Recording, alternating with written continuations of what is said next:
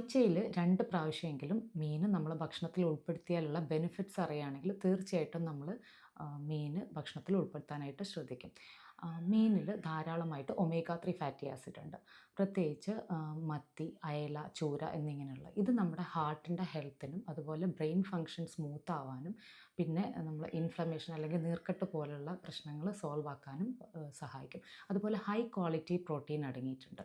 അതുകൊണ്ട് തന്നെ മസിൽസിൻ്റെ സ്മൂത്തായി ഫങ്ഷനും അതുപോലെ മീനിൽ ഹൈ ക്വാളിറ്റി പ്രോട്ടീൻ അടങ്ങിയിട്ടുണ്ട്. ഇത് നമ്മളെ മസിൽസിൻ്റെ റിപ്പയറിനും അതുപോലെ മസിൽസ് ഗ്രോത്തിനും ഇനി ഓവറോൾ ഹെൽത്തിനും ഇമ്മ്യൂണിറ്റി കൂടാനായിട്ടും സഹായിക്കും. ഇനി നമ്മൾ ഈ മീനിൽ വിറ്റാമിൻ എ അതുപോലെ വിറ്റാമിൻ ബി അതുപോലെ വിറ്റാമിൻ ഡി അടങ്ങിയിട്ടുണ്ട്. ഡി അടങ്ങിയത് കൊണ്ട് തന്നെ നമുക്ക് നമ്മളെ ബോൺസിൻ്റെ ഹെൽത്തിന് നല്ലതാണ്. അതുപോലെ ഒമേഗ 3 ഫാറ്റി ആസിഡും വിറ്റാമിൻ എയും അടങ്ങിയത് കൊണ്ട് കണ്ണിന് വളരെ നല്ലതാണ്. ഇനി പ്രായമായവരിലുള്ള ഡീജനറേഷൻ്റെ പെർസെൻറ്റേജ് കുറയ്ക്കാനായിട്ട് സഹായിക്കും.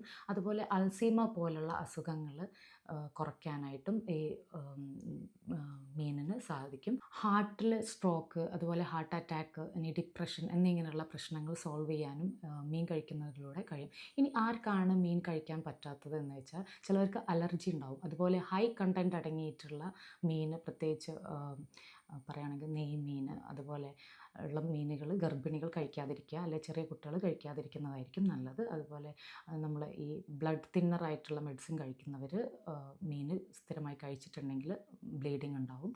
പിന്നെ ഇങ്ങനെയുള്ളവർ മീൻ കഴിക്കുമ്പോൾ ഒന്ന് ശ്രദ്ധിക്കണം. പിന്നെ ഗൗട്ട് അതായത് നമ്മളെ സന്ധിയിലുള്ള വേദന അല്ലെങ്കിൽ യൂറിക് ആസിഡ് കൂടുക അങ്ങനെയുള്ളവരും മീൻ കഴിക്കുമ്പോൾ ശ്രദ്ധിക്കണം.